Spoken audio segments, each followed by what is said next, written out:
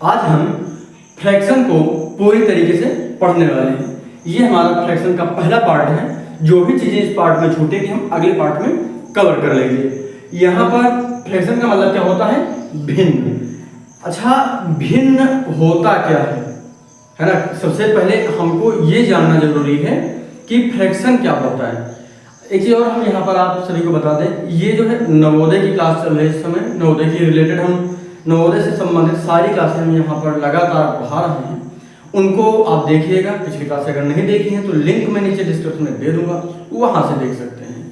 कोई भी दिक्कत होते तो कमेंट जरूर करिएगा। हम लगातार सारे टॉपिक्स को कवर कर रहे हैं। यहाँ पर हम भिन्न पहले समझ लेते हैं होता क्या है। जैसे कोई सामान है, यहाँ पर हम कुछ चीज़ें पहले बता देते हैं, उसके बाद हम बढ़िया से समझाते हैं।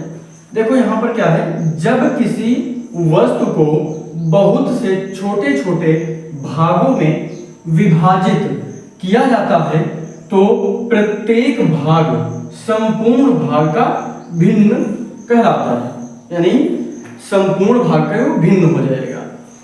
जैसे यहाँ पर उदाहरण देखें, यानी कहने का मतलब जैसे हमारे पास कोई एक सेब है, ठीक है। एक सेब के अगर हम बीच से उसको काटेंगे तो दो टुकड़ों में बट जाएगा, तो वो क्या होगा? 1/2, क्योंकि एक सेब का 2 खंड हमने किया है, 2 टुकड़ा किया है, तो 1 का 2 हो जाएगा। तो नीचे हम लिखेंगे 1/2। चलिए यहाँ पर अब ये आगे और अच्छे से समझाते हैं। इसीलिए मैं कह रहा हूँ धीरे धीरे और आराम से पढ़िएगा ताकि समझ में आ जाए। मैं प्रयास यही कर रहा हूँ, जो चीज़ें आप पढ़ें वो आपके माइंड में बढ़िया से सेट हो जाएं, वो आप भूलें कभी ना, ठीक है। और रटने की जरूरत आपको ना पड़े। एक बार जब आप कोई बात समझ लेंगे तो फिर आपको रटने की जरूरत नहीं पड़ेगी। तो यहाँ पर हम देखेंगे, उदाहरण देखिए। रमन के पास एक सेब था। उसने सेब को अपने 4 मित्रों में बराबर बांटा। प्रत्येक भाग संपूर्ण भाग का 1/4 है। कितने भागों में बांटा? क्योंकि जैसे इसको ऐसे समझिए, जैसे मान लिया ये है सेब, ठीक है, क्योंकि सेब लग नहीं रहा है, लेकिन मान लीजिएगा क्योंकि सेब बनाएंगे तो ज़्यादा लंबा वीडियो हो जाएगा। चलिए यहाँ पर देख लेते हैं। इसको अगर 4 भागों में बांटा गया तो ये बढ़कर तैयार हुआ है। तो ये क्या हो गया? ये 1/4 हो चुका है। 1/2 नहीं होगा, 4 होगा। 1/4 हो जाएगा। ये 1/4 ये है, तो ये भी 1/4 है। तो अगर इन दोनों को ले ले तो ये हो जाएंगे 2/4, यानी आधा। ये आधा हो जाएगा, ये आधा हो जाएगा। तो यहाँ पर क्या हो जाएगा? 3/4 और ये 4/4, यानी पूरा संपूर्ण बन जाएगा। तो ये चारों हिस्से क्या हैं? 1/4 बन रहे हैं सारे के, ठीक है, ध्यान रखिएगा। तो प्रत्येक भाग, यानी एक भाग क्या है? संपूर्ण भाग का 1/4, यानी इस पूरे भाग का एक भाग जो है 1/4 हो जाएगा। कोई दिक्कत तो नहीं इसमें। अब यहाँ पर एक चीज देखिएगा, 1/4 को 1/4 लिखा जाता है। क्या लिखा जाता है? 1/4 लिखा जाता है। इसको ऐसे करिए, ये क्या लिखा जाता है? 1/4। जैसे अच्छा, 1/2 को क्या लिखा जाता है? तो 1/2 को आधा लिखा जाता है। ध्यान रखिएगा, 1/2 का मतलब होता है आधा। तो इसे आप चाहे तो बगल में नोट कर लीजिएगा, जगह नीचे के ऊपर ही लिख दिया है। तो यहाँ पर क्या हो जाएगा? 1/4 को 1/4 लिखा जाता है। यहाँ पर एक चीज और देख लीजिए, किसी भी भिन्न के 2 भाग होते हैं, यानी किसी भी भिन्न के 2 भिन्न नहीं होते, भाग लिख लीजिए। किसी भिन्न के कितने होते हैं? 2 भाग होते हैं, जो एक रेखा के द्वारा अलग होते हैं। यहाँ पर जैसे 1/2 ही लिख लेते हैं, 1/2 लिख लेते हैं यहाँ पर 1/2, यानी किसी भी भिन्न के 2 भाग होते हैं जो एक रेखा के द्वारा अलग होते हैं, जिसमें ऊपर की संख्या अंश, यानी जो ये संख्या है इसे क्या बोलेंगे? इसे कहते हैं अंश, ठीक है। और इसे क्या बोलेंगे? और नीचे की संख्या हर कहलाती है, तो इसे क्या कहते हैं? हर कहते हैं। तो यहाँ पर ध्यान रखिएगा, ये चीज भी नोट कर लीजिएगा। 1/2, यानी ऊपर की संख्या क्या होती है? ये अंश होती है, और नीचे क्या हो जाएगी? हर। ऊपर अंश और नीचे हर। कोई दिक्कत तो नहीं होगी। एक बार इसको ठीक से समझ लीजिए। जो चीज़ हमने बताई है, क्या बताया है, पहले कोई संपूर्ण चीज़ है, क्योंकि जैसे बांटा जाता है कोई, जैसे हमारे सेब ही का हम उदाहरण लेते हैं, जैसे 1/, अगर हम इसी को 2 खंडों में बांटते, बीच से हमने इसको बांटा, तो ये 1/2 हो गया है, ये 1/2 है, ये 1/2 है। अब अगर 1/2 और 1/2 को जोड़ेंगे, हमने क्या बताया, 1/2 प्लस 1/2, अभी हम भिन्न का जोड़ भी आगे सीखने वाले हैं, उसमें कुछ चीजें क्लियर हो जाएंगी। तो आधा और आधा पूरा हो जाएगा, यानी 1 बन जाएगा। चाहे तो इसको करके भी देख लीजिएगा। हम अगर इसको करना चाहें तो क्या होगा, 1/2, तिरछा गुणा कर लीजिए, 2 एकम 2 प्लस 2 एकम 2 और 2 दूना 4, यहाँ पर 2 2 4/4, इसको काटेंगे तो क्या आएगा, 1। तो ये 1 ही आ गया है, दोनों को जोड़ने पर आधा और आधा मिलके 1 हो गया। ठीक है, हमने ये करके भी इसीलिए दिखा दिया कि कंफ्यूजन ना भी होना चाहिए। डाउट मन में अगर आ रहा है तो डाउट जरूर से हल करिए, क्योंकि कई बार क्या होता है कि डाउट जब मन में आते हैं, उनका सोल्यूशन नहीं मिल पाता, तो डाउट बना रहता है, इसलिए डाउट का सोल्यूशन जरूरी है। तो आपको उम्मीद करता हूं ये चीजें समझ में आ गई होंगी। फ्रैक्शन क्या है, जब किसी संपूर्ण भाग से कुछ भाग या कुछ टुकड़े काटकर अलग किए जाते हैं, तो संपूर्ण भाग का जो टुकड़ा होता है वो उसका भिन्न हो जाता है। ठीक है, जैसे यहाँ पर सेब का उदाहरण दिया गया, एक सेब को रमन ने अपने 4 मित्रों में बांटा। तो 4 मित्रों में जब बांटने की बात की जा रही है, तो 4 खंड उसके किए जाएंगे, तो 1 का चौथाई हिस्सा एक मित्र को दिया गया, और दूसरे मित्र को भी 1 का चौथाई हिस्सा दिया गया है, और तीसरे को भी 1 का चौथाई ही दिया गया है, और फिर जो चौथा बचा उसको भी 1 चौथाई दिया गया है। यानी अगर हम देखें, सभी को 1/4 मिला है, सभी को 1 का चौथाई हिस्सा ही सभी को मिला है। तो उम्मीद करता हूं ये चीजें आपको समझ में आ गई होंगी, इसमें कोई दिक्कत मुझे नहीं लगता आपको होगी।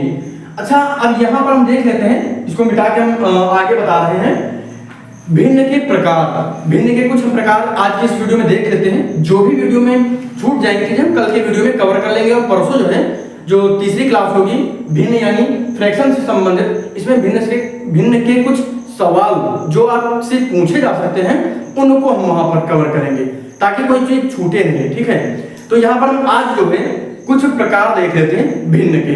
ठीक है, चलिए वीडियो को आगे बढ़ाते हैं। अगर चैनल पर नए हैं तो सब्सक्राइब जरूर करिएगा। अब हम आगे बात कर लेते हैं भिन्न के प्रकार। यहाँ पर हम साधारण भिन्नों के प्रकार की बात करेंगे, बाकी जो आगे इसमें से छूटेंगे हम आगे उनकी बात कर लेते हैं।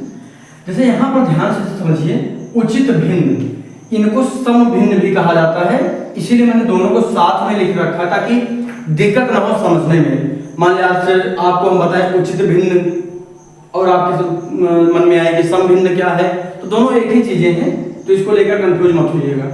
उचित भिन्न या फिर सम भिन्न क्या होता है, जिस भिन्न का अंश उसके हर से छोटा होता है उसे उचित भिन्न कहते हैं। यानी देखो, जिस भिन्न का अंश उसके हर से छोटा है कि नहीं, हर से अंश छोटा है, हर से अंश छोटा है, तो ये क्या होता है, ये होती है उचित भिन्न। क्या है, उचित भिन्न है, ध्यान रखिएगा, उचित भिन्न। ठीक, तो ये उचित भिन्न हो जाएगा जिसमें जो अंश होगा वो हर से छोटा होगा। ठीक, समझ में आ गया आपकी। उचित भिन्न या फिर सम भिन्न कहा जाता है इसको। उसके बाद है अनुचित भिन्न। अनुचित भिन्न को विषम भिन्न कहा जाता है। जैसे उचित भिन्न को सम भिन्न, तो अनुचित भिन्न को विषम भिन्न कहा जाता है। ये क्या होता है, जिस भिन्न का अंश उसके हर से बड़ा होता है उसे अनुचित भिन्न कहते हैं। जैसे देखिए, हर से बड़ा है अंश, हर से बड़ा है अंश, हर से बड़ा है अंश और हर से बड़ा है अंश, तो इसलिए ये अनुचित भिन्न हो जाएगा। जैसे इसमें क्या था, अंश छोटा था हर से, अंश जो है छोटा है हर से, अंश छोटा है किससे, हर से, उसके हर से छोटा है वो, लेकिन यहाँ पर जो अंश है हर से बड़ा है, इसीलिए अनुचित हो गया। उचित और अनुचित का आपको समझ में आ गया, तो ये क्या हो जाएगा, ये अनुचित भिन्न हो जाएगा, जिसमें क्या होगा, दो बटे 3/2 लिखा है, 3/2 अनुचित भिन्न है।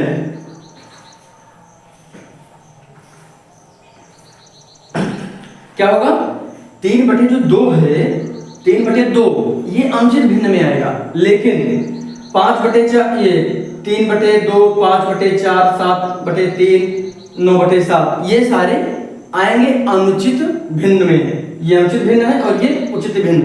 इसको ऐसे समझिए, जिसमें हर बड़ा है वो उचित, जिसमें हर बड़ा है वो उचित, लेकिन जिसमें हर छोटा हो जाएगा जिस भिन्न में, वो अनुचित भिन्न हो जाएगा। क्लियर हो गया? आगे देखिए, मिश्र या संयुक्त भिन्न क्या होता है? जब किसी उचित भिन्न के साथ पूर्णांक भी हो तो उसे मिश्र भिन्न या संयुक्त भिन्न कहते हैं। ध्यान से समझिएगा, जब किसी उचित भिन्न के साथ पूर्णांक भी हो या फिर पूर्णांक भी हो तब उसे मिश्र भिन्न कहते हैं, मिश्र या संयुक्त भिन्न कहते हैं। जैसे यहाँ पर देखिए, ये पूर्णांक हो गया और ये देखिए हर जो है छोटा है ना, हर जो है बड़ा है किससे? अंश से। अंश जो है छोटा है हर से, तो इसीलिए ये हो गया क्या? मिश्र या संयुक्त भिन्न। 5 सही 2/3, इसको पढ़ा क्या जाएगा? 5 सही 2/3, 1 सही 4/5, ये सारी क्या हो जाएंगे? मिश्र या संयुक्त भिन्न। ध्यान से समझिएगा, जिस भिन्न का अंश छोटा होगा वह होगी उचित भिन्न। जिस भिन्न का अंश हर से छोटा होगा वह उचित भिन्न या समभिन्न होगा। क्लियर? उसके बाद अनुचित भिन्न की बात कर लेते हैं। अनुचित भिन्न में अंश बड़ा होगा हर से। देखिए, हर से बड़ा है कि नहीं अंश? अंश जो है हर से बड़ा होगा, तो ये क्या हो जाएगा? ये अनुचित भिन्न हो जाएगा।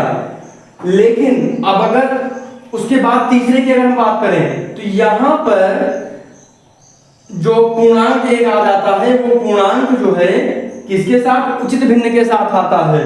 देखिए, अंश जो है छोटा है हर से, अंश छोटा है हर से, इसलिए इसके साथ पूर्णांक भी आ गया, तो क्या आ गया? ये हो गया मिश्र या संयुक्त भिन्न। समझ में आ गया आपकी? कोई दिक्कत आपको नहीं हुई होगी। मुझे लग रहा है कि आपको ये समझ में आ चुका होगा। इसमें जो चीजें आपकी ना समझ में आ रही हों वो बताइएगा, हम उसको अलग वीडियो बना के फिर से अगली क्लास में कवर कर लेंगे। उसमें आपको कोई भी परेशानी होने की दिक्कत नहीं है। चलिए, आज की वीडियो में हम सिर्फ इतना ही रखते हैं, बाकी हम अगली वीडियो में कवर करने का प्रयास करेंगे। उसके बाद जो भी चीजें इसमें छूटी हुई हैं भिन्न के प्रकार में, ये चीजें कवर करके अगली जो क्लास होगी उसमें भिन्न से संबंधित, भिन्न का जोड़ घटाव गुणा भाग इनसे संबंधित जो भी चीजें हैं, उसमें कौन कौन से प्रश्न आपकी परीक्षा में पूछे जा सकते हैं नवोदय विद्यालय में प्रवेश परीक्षा के लिए, तो उससे संबंधित हम आपको बहुत सारी चीजें बताने वाले हैं। इसीलिए चैनल को सब्सक्राइब जरूर करिएगा और इस वीडियो को अपने सभी दोस्तों के साथ शेयर भी जरूर करिएगा। धन्यवाद।